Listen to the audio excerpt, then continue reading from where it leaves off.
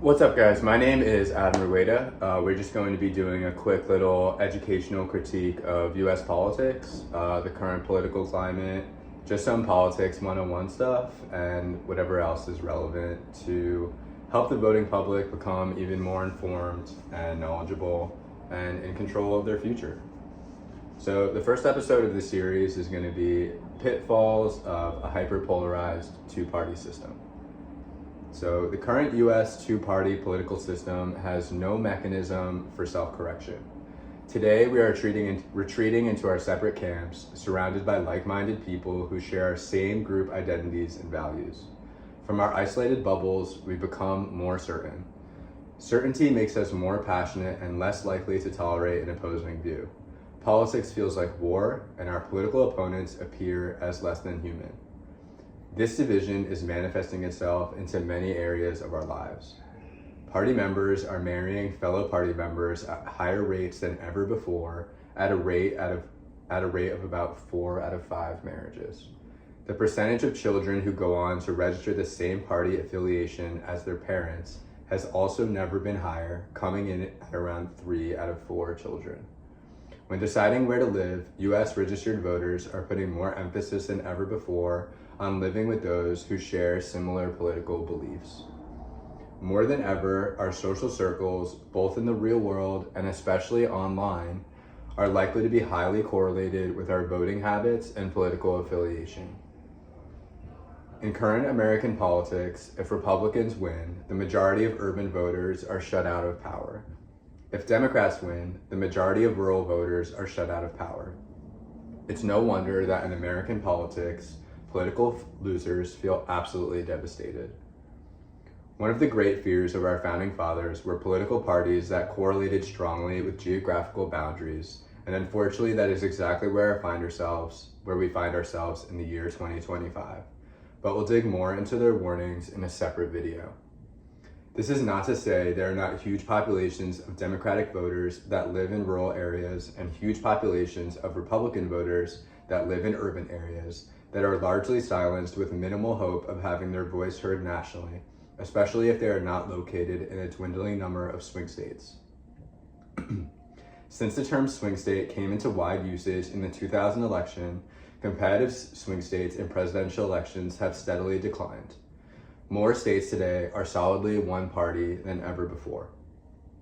You can see in this chart the number of states supporting the same party for president for 5 consecutive presidential elections. Obviously, that's 20 straight years. We're in kind of uncharted territory as of 2012, 2016, and it's been a precipitous incline since 1992.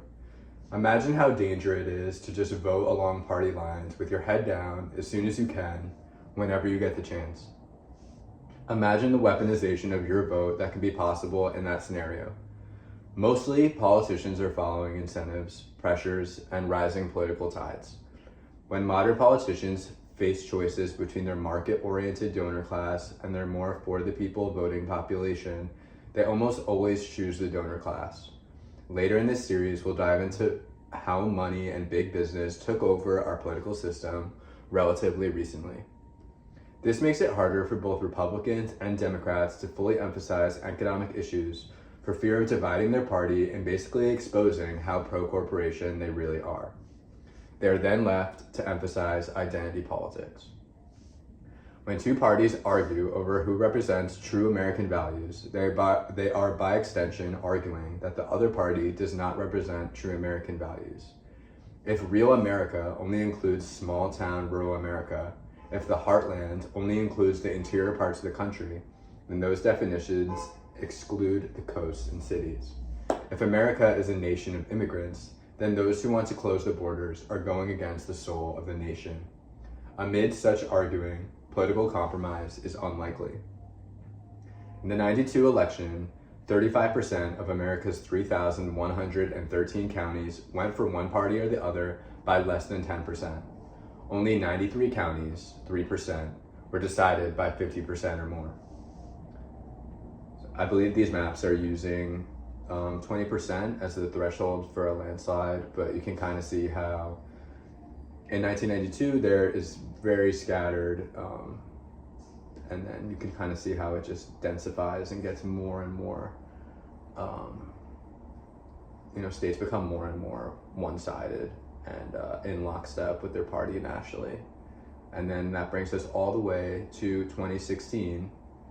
This is the last map I have, but I'm sure the political climate, and I know that the political climate looks very much, if not slightly more severe as this, but only 303, 9.7% were decided by 10% or less in 2016. And 1196 counties, which is 38.4%, were decided by 50% or more. So counties are a useful standard because their boundaries don't change.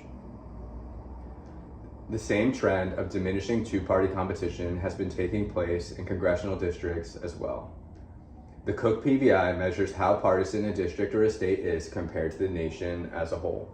A Cook PVI score of D+2, for example, means that the district performed an average of 2 points more Democratic than the nation in the presidential election, while an R+4 means the district performed 4 points more Republican. Today, just 82 of 435 districts sport a Cook PVI score between R+5 and D+5, the traditional definition of what constitutes a House swing seat. That's down exactly 50% from the high watermark of 164 back in '99. Since then, R+5 or more House seats have jumped from 150 to 189, while D+5 or more House seats have jumped from 121 to 164. Taking an even closer look, the number of hyper swing seats, those with Cook PVI scores between D+3 and R+3, have declined to even more disturbing and uncompetitive level, almost nearing extinction. Today, there are just 45 seats between those benchmarks, a 58% decline from the high of 107 in '99. Today, the median House Democrat represents a district with a PVI score of D+13, up from D+8 in 1997. The median House Republican holds a district with a PVI score of R+13, up from R+7 in '97. In other words, the gap between the two parties' median districts has grown from 15 to 26 points since the late '90s. The politics of a national identity cuts much closer to our sense of self than politics of economic distribution. In a two-party system, strong pressures reinforce rather than resolve this conflict. When American democracy collapsed into a two-party system, conservative Democrats and liberal Republicans got chased out of politics. And because group identity and morals usually come first in the human mind, most voters aligned with the party that shared their moral values and updated their other beliefs accordingly. According to a recent study of county-level party leaders, local Republican Party leaders prefer nominating extreme candidates over moderates by a 10-1 margin, while local Democratic Party leaders prefer extremists to moderates by a 2-1 margin. Would-be moderate candidates have mostly stopped even running. They know they'll have a hard time winning a primary, and even if they do, they'll be out of step with their party in Congress. When elections are not two-party competitive and parties don't invest in party building, many voters just check out. Their votes don't matter, and campaigns aren't bothering to motivate them. Parties have little incentive to spend resources in uncompetitive districts, mobilizing voters who are unlikely to help them win more seats. Upper-income voters are more likely to vote, which means the electorate has become even more heavily tilted toward upper-income voters. Voting among low-income voters has been on the decline for decades. When the poor turn out at lower levels, and when their votes are not pivotal, politicians can safely ignore the poor. This has contributed to rising inequality, which has further fueled cynicism and resentment in our politics. Once the partisan balance reaches 55% in districts and states, parties stop wasting resources and candidate quality stops mattering. Primaries are then more important, pulling parties even more to their extremes. By understanding the constraints that two-party democracy imposes on the possibilities for partisan conflict, we will see why a binary party system is so dangerous, especially when it gets stuck on a fight over national identity. Single winner elections have turned the two major parties into completely separate region parties, both dominated by representatives from the places where strong partisans are most likely to be surrounded by other strong partisans. Party leaders have one major advantage in a two-party system. They can simply point to the other side as being worse for any interest group or voting bloc they would want to keep in the fold. Once one party is disqualified, the remaining party becomes the default.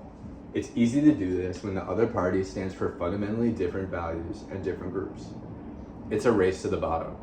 One party only has to be better than the other, and the other has the complete opposite stance. Voters' choices are limited to what's on offer.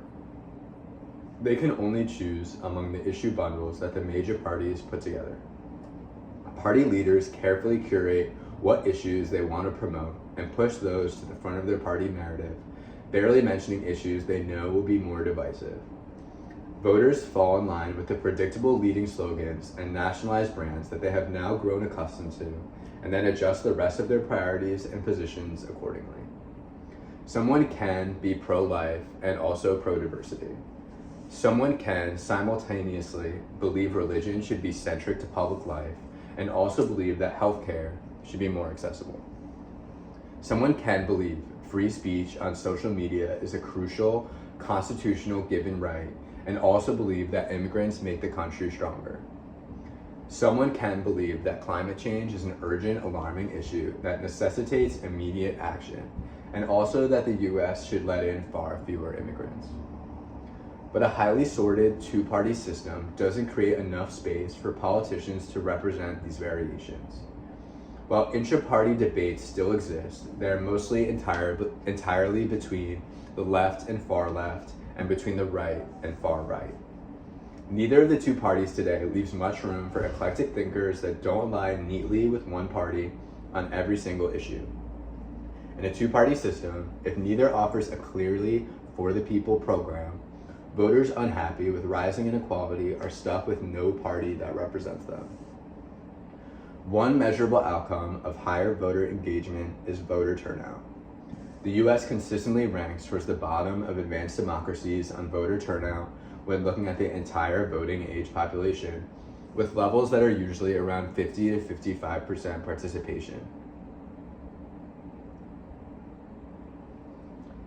In the broken two-party system, among two unpopular choices, one can still be a majority. The single winner system, with its complicated translation of votes to seats through individual districts and states, does not guarantee anything close to majority rule in practice. Outcomes do not depend on the total number of voters a party receives, but instead on how efficiently its voters are distributed. This simple fact makes the nasty politics of gerrymandering both possible and highly profitable. In a two-party system, a party can win a national election with mostly unpopular policies if the election becomes focused on the one or two issues where the party has the more popular position. A winning party does not have to represent a broad majority agenda to win an election. It just has to represent the more popular position on the most salient issue of the election. Modern elections are crude, outdated instruments for translating public will into public policy, and this is especially magnified in a hyper-polarized two-party system. In a two-party system, the winning party literally just needs one good salient argument on one issue to win, and they can just bake the rest of their less favorable policies into a pill that the entire nation has to swallow. In a two-party system, the winning party doesn't actually have to win a majority to get unified control. In 2016, Republicans won the House with 49% of the popular vote, and Trump won the presidency with 46% of the popular vote, winning less votes than Hillary Clinton. Since only 55% of voting-age adults cast a ballot in the 2016 election, it might be more accurate to say that just over a quarter of Americans preferred Republicans, just over a quarter preferred Democrats, and almost half did not register a preference. Fewer parties and lower turnout result in the governing majority not representing anything close to a majority of the voting age public. Toxic two-party politics communicates that democracy is about the true majority winning, which erodes our trust in a system that is supposed to promote bargaining and compromise across a huge palette of diverse interests that are represented in this country, as it once did. That being said, what incentive does either of the current parties have to do better when they know that they are the only other option and will rise back to power sooner than later, no matter what? I encourage you to subscribe to this channel and stay tuned, as we all have a moral and civic duty to diagnose what is going wrong with our political system and to protect our freedoms and ensure that the US government is working for all of its citizens, not just a very small portion. Stay tuned.